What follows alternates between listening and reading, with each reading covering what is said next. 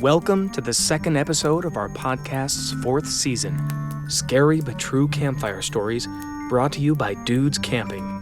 Our goal is to share true stories of strange, supernatural, ghostly, and unexplained as we gather around the virtual campfire.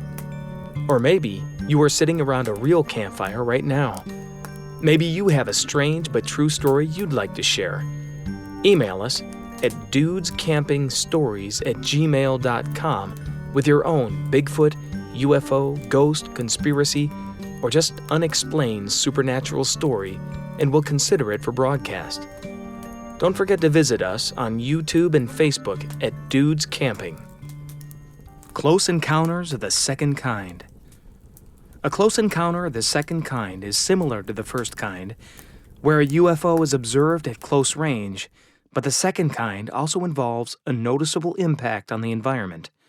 For instance, as the UFO moves, it might cause nearby vegetation to sway or even burn plants or the ground beneath it, suggesting the presence of intense heat or some form of propulsion.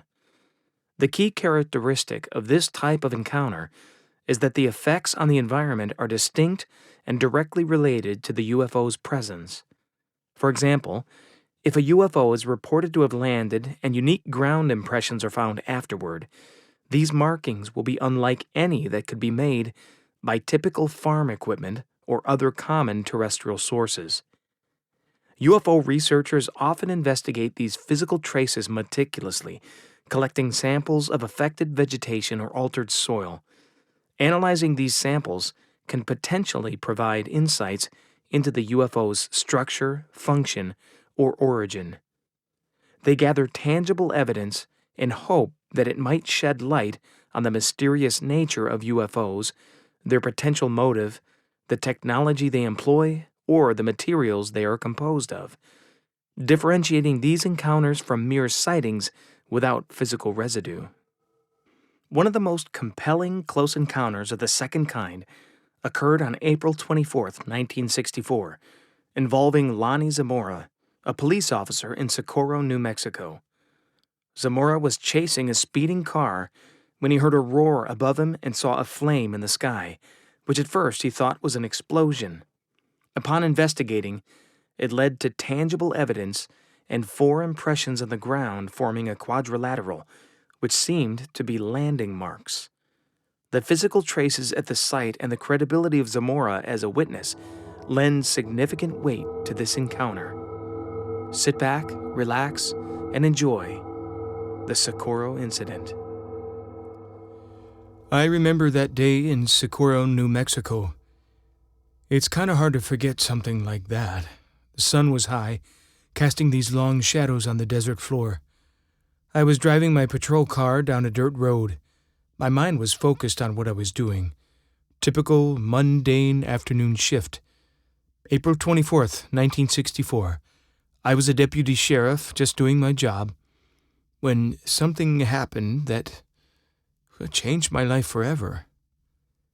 I made my way towards a remote area just outside of Socorro. I noticed this strange noise in the distance. It wasn't the sound of a car, truck, or anything I could identify. It was like a low, roaring hum, almost like the sound of a jet engine, but it was different. It was deep, it resonated. Now, I was curious. I made the decision to investigate.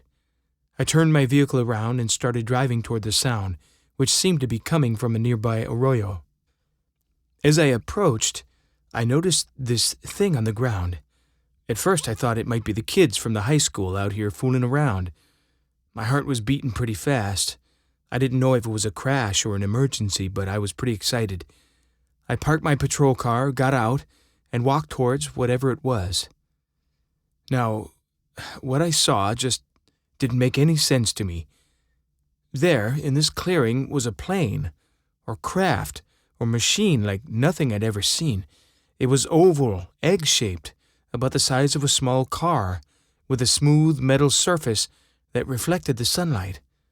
This thing was perched on the ground, and I could see 2 strange-looking people right beside it. They looked like humans, but not like any humans I'd ever seen. They were wearing all white, tight coveralls that looked shiny but not really, and their heads were big and round. I didn't see any ears or hair or faces. I don't know if these were helmets, but it was weird. At first I thought I was dreaming, or this was some sort of elaborate prank. My instincts told me to be cautious, but at the same time, I was incredibly curious. I questioned myself on what to do next. But, as a police officer, the sense of duty overtook my fear, and I took a few steps closer. Suddenly, the people turned toward me, and I felt a jolt of fear. I didn't think they were real people. They didn't seem hostile, but their presence was so otherworldly that I felt out of my element. I stood there, frozen in place. The aircraft began to emit a low hum, and I saw a blue flame shoot out from underneath it. The sound got louder, and the ground started shaking under my feet. I immediately took a step back and ran behind the police car, and that's when this thing started lifting off the ground. It hovered for a moment about 20 or 30 feet, and I could see the dust and dirt swirling around it. Then, just like that, it shot straight up into the sky, disappeared, gone from sight in the blink of an eye. I moved from behind the car and just stood there, trying to process what I just saw. I grabbed my radio, and my hands were shaking. I said, "This is Lonnie Zamora. I need to report an unidentified flying object. I don't know what I just saw." The dispatcher was questioning me, but I insisted on what I saw. I described the craft, the people, or figures, the flames, everything I could remember. I knew the other officers didn't believe me, but I didn't care. I knew what I had seen, and I needed to report it and tell them. I waited there until investigators from the Air Force arrived, along with some other law enforcement officers. The mood changed from disbelief to a sense of urgency and scrutiny. Everybody else was trying to piece together the story, but I was still struggling with what I had seen. The investigators were thorough. They asked me to recount every detail over and over again, and I complied. I was willing to make sure they understood the significance of what I just experienced. They took measurements and examined the area around the site where the craft had landed. I pointed out the burn marks on the ground, the impressions left by the craft's landing gear, and the scorched brush nearby. They documented everything meticulously, but I could see they still didn't believe me. As they worked, I had this feeling that they were treating this as a curiosity instead of a serious investigation. Now, the Air Force personnel were polite, but their demeanor suggested that this wasn't the first time they had been called to something like this. They took samples of the soil and vegetation, but I could tell they were more interested in the physical evidence than in what I saw. I returned to my patrol car, still in disbelief, and I just sat there, trying to collect my thoughts. The desert was quiet again, only the rustle of the wind and the birds in the distance. I was still excited and frustrated at the same time. Had I really seen what I thought I had seen? The more I tried to convince myself of it, the more questions I had. Who were those people, or beings? Where did they come from? Why did they come to Socorro? The investigators eventually finished their work and left, taking my statement and evidence with them. They told me they would follow up, but I knew that this would be dismissed like all the others. After all, it was just a small-town sheriff's deputy claiming to have seen something he couldn't explain. As the days went on, the story began to leak to the press. Headlines appeared in local newspapers, and soon, my life was turned upside down. I was thrust into the limelight, my name associated with the term UFO. People began to come to Socorro, hoping to catch a glimpse of the spot where I had encountered the craft. Some were believers, some skeptics, but mostly were just curious. I was discomforted by the attention, but at the same time felt pride. I was simply doing my job, and now I was at the center of this media frenzy. I got invited to speak at conferences and on radio shows. I met other witnesses from around the country, each with their own incredible stories. Some shared their encounters with beings they described as friendly, while others spoke of terrifying experiences. When I realized that I was not alone in this situation, I started to listen to others. It helped me knowing that there were others out there who had seen things that challenged the very fabric of our understanding of reality. This encounter is unique, and some UFO researchers like Kevin Randle believe that this incident stands alone because of the amount of physical evidence that was collected at the scene. One of the defining after-effects of such a high-profile case like this that created such a media buzz is that the person struggles with the lasting effects of the incident. They become more introspective, questioning the nature of the existence and our place in the universe. The incident becomes a defining part of their identity, and most often they are drawn into not a scientific conclusion, but a New Age spiritual conclusion. A curious outcome indeed. The Rendlesham Forest Incident. Often described as Britain's Roswell, this encounter took place over several nights around Christmas in 1980 near the twin NATO air bases of RAF Bentwaters and RAF Woodbridge in Suffolk, England. Military personnel, including Deputy Base Commander Lieutenant Colonel Charles Halt, witnessed strange lights and, later, an apparent craft in the forest. Halt recorded his observations on an audio tape as he conducted an on-site investigation.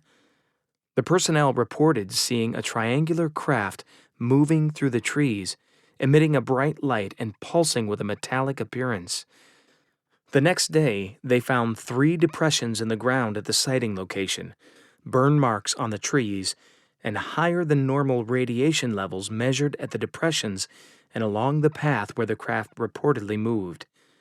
The physical evidence and the military witnesses' high credibility make this one of the most documented and compelling UFO encounters of the second kind. Sit back, relax, and enjoy the Rendlesham Forest Incident. My name is Charles Halt. I was a lieutenant colonel in the United States Air Force, stationed at RAF Brentwaters in Suffolk, England, when the events unfolded in December 1980. It was during the tension of the Cold War, but what I experienced during those nights was unlike anything I'd ever encountered before in my military career.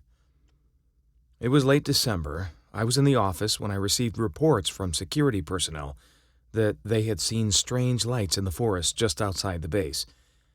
I didn't think much of it at first. After all, we were surrounded by military installations. It was common for people to see aircraft lights or other mundane phenomena and misinterpret them. However, the reports kept coming in, and they seemed to be urgent, that we came out and look. I decided to investigate. I gathered a small team of airmen, including Sergeant Jim Peniston and Airman John Burroughs, and we set out toward the forest. As we entered the woods, the atmosphere felt charged, almost electric. There was an eerie stillness that seemed to suppress all the wildlife. As we made our way deeper into the forest, we spotted the lights. They were bright, pulsating colors that seemed to hover above the trees. I realized this was no ordinary aircraft. We approached cautiously, the beam from our flashlights cutting through the darkness, illuminating the path ahead. The lights flickered and danced, and we moved forward out of a sense of duty. When we reached a clearing, what we saw left us speechless. There, in a small clearing, was a triangular craft. Its surface was reflecting the moonlight. It was about 8 feet tall and approximately 6 feet wide at its base. The craft emitted a soft glow, illuminating the surrounding area with an odd light. I had no idea what this was. Your first instinct is that it's an enemy aircraft, or a deep black ops experimental aircraft that we're not supposed to see. I signaled to my team to remain alert as I approached the craft. The air felt thick with tension, and I was acutely aware of the gravity of the situation. If this was an enemy aircraft, then we were to subdue its occupants. If it was our own, then we will be in debriefing, and locked in a room for weeks signing non-disclosure papers, and that is not fun. As I got closer, though, I could see strange symbols on the surface of the craft. Symbols that appeared to be etched into the material itself. They seemed to pulse with light, and I couldn't help but feel a sense of awe. What was this thing? Where had it come from? Suddenly, the craft emitted a series of low-frequency sounds, almost like a hum, and I felt a vibration in the ground beneath my feet. I instinctively stepped back. I signaled my team to do the same. We looked at each other, unsure of what to do next. But before we could come up with a plan, the craft rose off the ground and effortlessly hovered before us. Then it moved silently, gliding through the air with a steadiness that defied explanation. I knew we had to document this, and it was best to do this now before we were interrogated in a room. I pulled out my flashlight and began to take notes, describing every detail of what we were witnessing. I instructed my team to do the same, but I could see confusion in their eyes. We were trained military personnel, but this was beyond anything we had ever encountered. After several minutes, the craft began to move away from us, silently moving through the trees. It was as if it was aware of our presence, observing us as much as we were observing it. I felt a strange mix of fear and fascination. This wasn't an unidentified flying object. It was something entirely different. As the craft ascended, I noted a series of lights blinking rhythmically along its surface. I turned to my team, urging them to stay focused and keep documenting the encounter. My mind raced with thoughts of protocol, of what we would report, and how we would explain this to our superiors. But in the moment, all of that seemed insignificant compared to what we were witnessing. Suddenly, the craft shot up into the sky, disappearing in an instant. Then just silence. I don't know if my ears just adjusted or if the forest noise was paused, but I now noticed the night bugs and animals again. We stood there, stunned, trying to process what had just happened. The weight of the experience settled heavily on my shoulders. I had this feeling that we had witnessed something significant, something that could not be easily dismissed. We regrouped and made our way back to the base, still alert from the adrenaline. As we walked, I knew the ramifications of this encounter could be far-reaching, but I also understood the skepticism that would likely greet our reports. I'd seen how the military often handled such matters, dismissive. They had a tendency to bury anything that didn't fit the conventional narrative. When we returned to the base, I immediately reported the incident to my superiors. I was met with disbelief and concern. Some were skeptical, suggesting that we had simply seen a lighthouse or perhaps a military exercise. But I knew what I'd seen. I could still see the craft in my mind. The way it hovered effortlessly, the symbols etched into its surface, the pulsating lights. There was no way I could accept a mundane explanation. The next day, I was ordered to return to the forest with a larger team to investigate further. We combed the area for physical evidence, hoping to find something tangible that would support our claims. We located a triangular impression on the ground, surrounded by a pattern of burned vegetation. We took samples of the soil and the surrounding area, hoping to find something that could corroborate our previous encounter. Well, despite our efforts, I knew that the military was hesitant to pursue the matter further. The higher-ups were concerned about the implications of a UFO sighting, especially one involving military personnel. I was instructed to prepare a formal report, but I knew that the information would likely be classified and kept under wraps. It was frustrating. We witnessed something extraordinary, and it was being treated as a nuisance. In the years that followed, I continued to grapple with the events of that night. I participated in interviews, spoke at conferences, and shared my experience. I felt a responsibility to bring attention to what had happened in Rendlesham Forest, to ensure that the truth of our encounter was not lost to skepticism or ridicule. I knew there were others out there who had experienced similar phenomenon, and I wanted to connect with them to foster a community of inquiry and understanding. Hopefully someday the government would be able to tell us what is actually going on. Thanks for listening to Scary But True Campfire Stories, presented by Dudes Camping. Narrated by Matthew S. Newbold. Do you have a story that needs to be told? Email us at dudescampingstories@gmail.com with your scary but true story, and we'll consider it for broadcast. Please, hit the like button and subscribe if you enjoyed this story, and leave a comment. It really does help us out. Until next time, we will see you around the campfire.